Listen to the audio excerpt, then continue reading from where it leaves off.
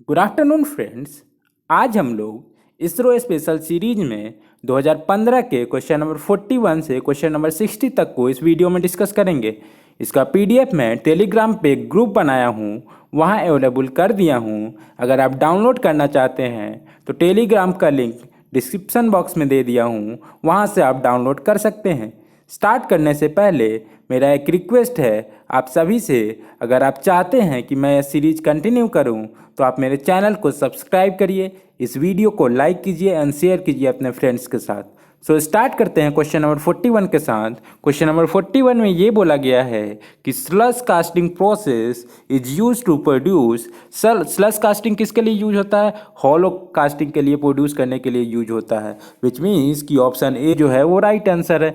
Generally जो sludge casting होता है हम हॉलो स्टैचूज बनाने के लिए यूज करते हैं, टॉयज बनाने के लिए यूज करते हैं, ऑर्नामेंट्स के लिए यूज करते हैं, विच मीन्स कि option A is the right answer. अगले क्वेश्चन की तरफ मूव करें। अगला क्वेश्चन में बोला गया है कि दो कास्टिंग है of the same material have the same surface area, दोनों का सरफेस एरिया सेम है।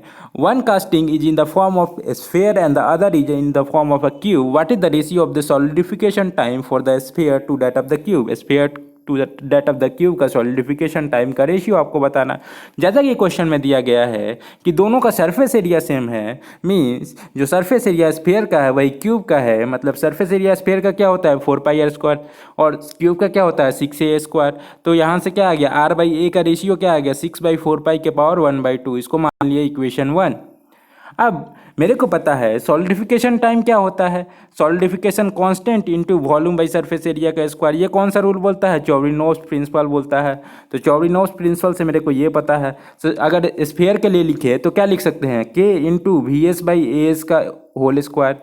वहीं क्यूब के लिए लिखे तो क्या लिख सकते हैं के इंटू VC/AC का होल स्क्वायर। क्योंकि मटेरियल सेम है इसी कारण के तो दोनों में सेम होगा। कांस्टेंट जो है सॉलिडिफिकेशन कांस्टेंट के कैंसिल हो गया यहाँ से क्या, और सरफेस एरिया भी दोनों का सेम है तो ए कैंसिल हो जाएगा। बचा क्या VS/VC का होल स्क्वायर। और VS स्फेयर का वॉल्यूम क्या होता है 4/3 इंटू πr³। वहीं क्यूब का क्या होता है a³ होता है और इसका स्क्वायर था तो यहाँ से सॉल्व किए, यहाँ से ये आया कि जो रेशियो आया solidification time of sphere to that of cube वो आया 6/π, विच मीन्स कि जो ऑप्शन बी है वो राइट आंसर है।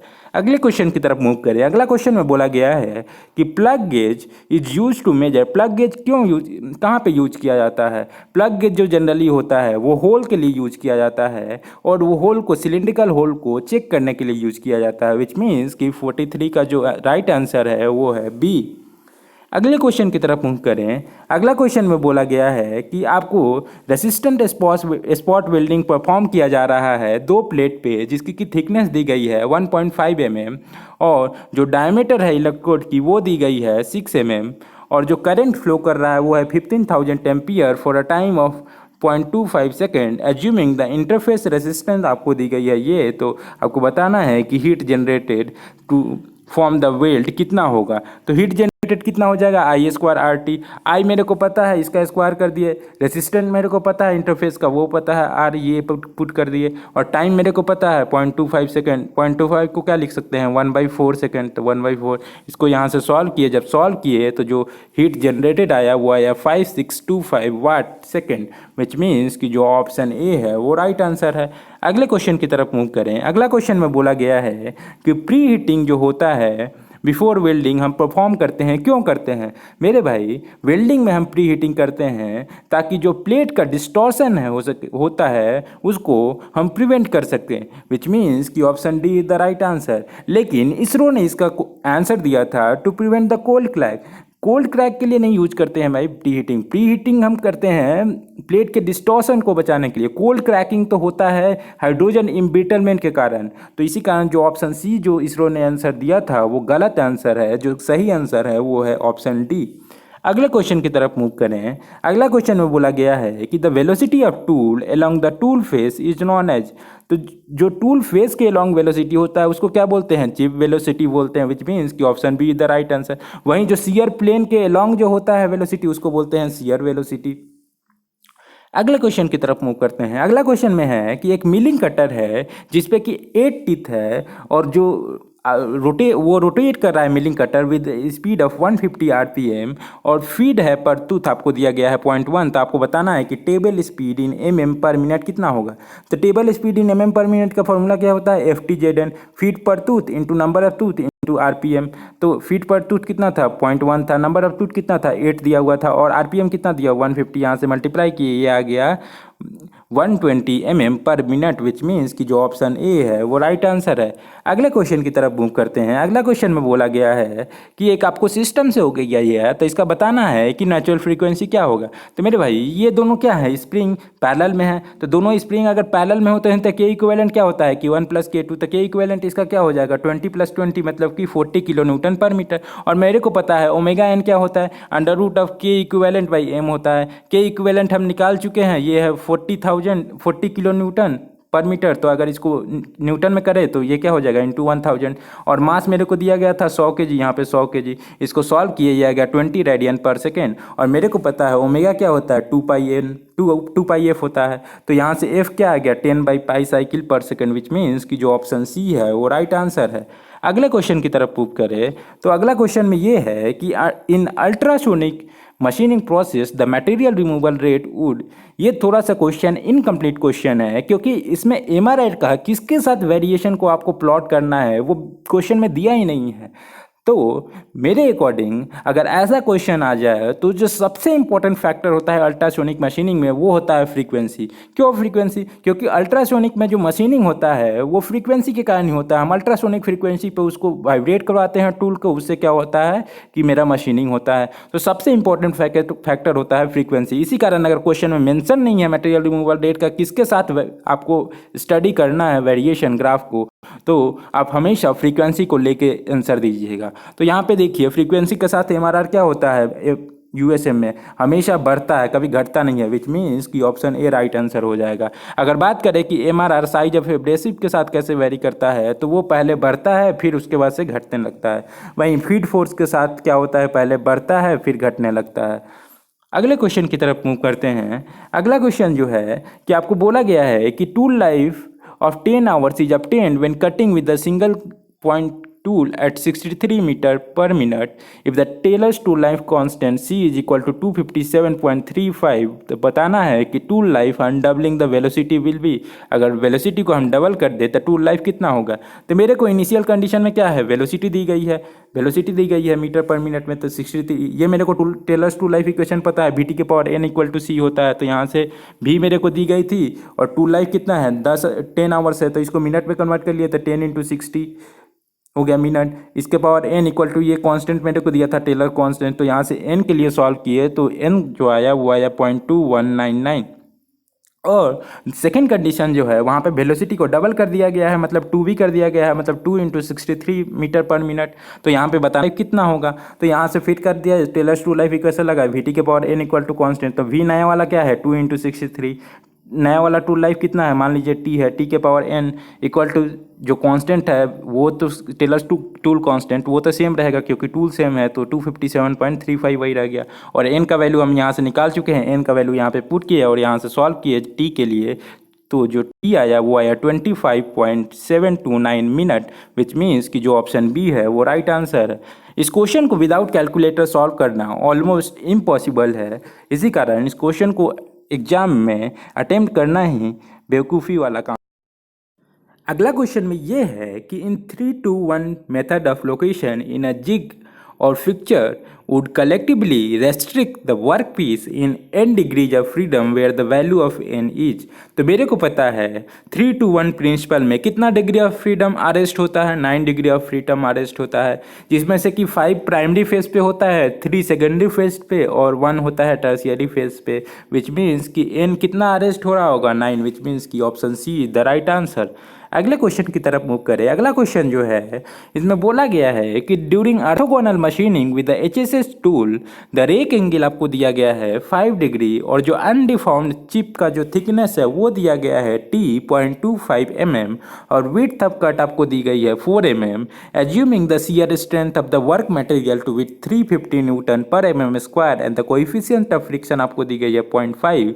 तो आपको बताना है कि cutting force and thrust force कितना होगा। इस क्वेश्चन को भी अगर विदाउट कैलकुलेटर सॉल्व करें तो ये ऑलमोस्ट इम्पॉसिबल है विदाउट कैलकुलेटर सॉल्व करना। इसको बिना कैलकुलेटर के आप सॉल्व नहीं कर सकते हैं। तो यहाँ पे मैं कैलकुलेटर यूज करके सॉल्व किया हूँ। कैसे सॉल्व करना है ये देख ले एटलीस्ट। देखिए यहाँ पे क्या क्या दिया हुआ था। मेरे को दिया गया था कि जो रेक एंगल है वो 5 डिग्री है। अनडिफॉर्म्ड चिप थिकनेस दिया गया था 0.25, विड्थ दिया गया था 4 mm, म्यू दिया गया था फ्रिक्शन एंगल, और टॉयस दिया गया था। मेरे को टॉयस दिया गया था, सॉरी कोएफिशिएंट ऑफ फ्रिक्शन दिया गया था 0.5, शियर स्ट्रेंथ दिया गया था 350 न्यूटन पर mm स्क्वायर। तो मेरे को पता है फ्रिक्शन एंगल क्या होता है, tan इनवर्स ऑफ म्यू। तो tan इनवर्स ऑफ म्यू कर लिया तो यहाँ से मेरे को फ्रिक्शन एंगल पता चल गया, वो कितना आ गया 26.565 डिग्री। और मेरे को पता है मर्चेंट एनालिसिस से जो रिलेशनशिप होता है shear plane angle, friction angle और रेक एंगल में, वो क्या होता है 25 plus beta minus alpha is equal to 90 degree. तो यहाँ से फाई मेरे को अननोन है, बीटा नॉन है और अल्फा नोन है। तो यहाँ से फाई निकाले, फाई आ गया 34.2175 डिग्री। और मेरे को पता है जो शियर फोर्स होता है क्या लिख सकते हैं, शियर स्ट्रेस इनटू जो शियर एरिया है। तो शियर एरिया कितना होता है BT अपॉन साइन फाई। तो B मेरे को पता है, विड्थ दिया गया था और अनकट चिप थिकनेस भी पता था, और मैं शियर एंगल निकाल चुका हूँ। तो साइन ऑफ 5 किया, यहाँ से शियर स्ट्रेंथ भी पता था 350, इसको सॉल्व किया। जो शियर फोर्स आया वो आया 622.4037 न्यूटन। अब मेरे को पता है कि जो शियर फोर्स होता है FC और FT के टर्म में वो क्या होता है, मर्चेंट सर्कल से वो क्या होता है, FS बराबर होता है FC cos phi minus FT sin phi. तो मेरे को FS पता है और cos फाई पता है, sin फाई पता है। यहाँ से एक इक्वेशन आया, वो आया ये इक्वेशन, इसको मान लिया ये जो इक्वेशन है इसको मान लिया कि 1 इक्वेशन है। और मेरे को पता है फ्रिक्शन एंगल जो होता है, म्यू जो होता है, म्यू इक्वल टू क्या होता है tan बीटा होता है, इक्वल टू क्या होता है F/n होता है। और F को FC और FT के टर्म में लिखे तो वो क्या होता है, F बराबर होता है FC sine alpha plus FT cos alpha, और n क्या होता है FC cos alpha minus FT sine alpha. Alpha मेरे को पता है और FC FT अननोन है, और tan बीटा मेरे को पता है, मतलब म्यू जो है वो पता है। तो यहाँ से FC और FT के बीच में एक रिलेशनशिप आया। यहाँ से जो आया वो रिलेशनशिप वो कुछ इस तरह का आया। रिलेशनशिप जो आया वो आया FC is equal to 2.53 FT। अब इस इक्वेशन को, इस रिलेशनशिप को मैं इक्वेशन 1 में यूज किया और वहाँ से सॉल्व किया। तो जो FC आया और जो FT आया वो आया FT is equal to 406.82 newton, और जो FC आया वो आया 1029.26 न्यूटन, विच मीन्स कि जो ऑप्शन ए था वो राइट आंसर था। अगला क्वेश्चन में ये है कि the probability that a teacher will give an unannounced test during any class is 1/5 if a student is absent twice. तो आपको बतानी है the probability that misses at least 1 test is, तो कम से कम एक टेस्ट को मिस करेगा उसकी प्रोबेबिलिटी क्या होगी। तो मैं मान लिया कि probability of missing an unannounced test जो है वो P है, तो वो क्वेश्चन में दिया गया है 1/5 है। तो not missing an unannounced test की प्रोबेबिलिटी मैं मान लिया Q है, वो कितना हो जाएगा 4/5 हो जाएगा। और कितना डेज स्टूडेंट एब्सेंट है, मान लिया कि N है, वो कितना दिया हुआ है क्वेश्चन में 2 है, N इक्वल टू 2 है। तो एटलीस्ट 1 टेस्ट मिस करने का प्रोबेबिलिटी को मतलब हम क्या बोल सकते हैं कि या तो स्टूडेंट एक टेस्ट मिस करे या दोनों टेस्ट मिस कर दे, तो उसमें एटलीस्ट 1 टेस्ट दोनों आ जाएगा दोनों के केस में। तो मैं बोला कि दोनों का समेशन कर दूंगा कि probability of missing 1 test plus probability of missing 2 test, तो वही हो जाएगा probability of missing at least 1 test. तो मेरे को पता है बाइनोमियल प्रोबेबिलिटी डिस्ट्रीब्यूशन से एक टेस्ट मिस करने की प्रोबेबिलिटी क्या होगी, NC1 1/5 के पावर 1 इंटू 4/5 के पावर 1। वहीं 2 टेस्ट मिस करने की प्रोबेबिलिटी क्या हो जाएगी, 2C2 1/5 के स्क्वायर इंटू 4/5 के पावर 0 हो जाएगा। तो इसको सॉल्व किए, यहाँ से जो आंसर आया वो आ गया 9/25, विच मीन्स कि जो ऑप्शन डी था वो राइट आंसर था। अगले क्वेश्चन की तरफ मूव करते हैं। अगला क्वेश्चन में बोला गया है कि the difference between the two specific heat CP minus CV is equal to R/J, this relationship is valid for. ये किसके लिए वैलिड होता है CP minus CV equal to R/J, ये कोई भी परफेक्ट गैस हो उसके लिए ये रिलेशनशिप वैलिड होता है। और यहाँ पे जो J होता है वो होता है मैकेनिकल इक्विवेलेंट ऑफ हीट। सो यहाँ पे कौन सा करेक्ट आंसर है, B।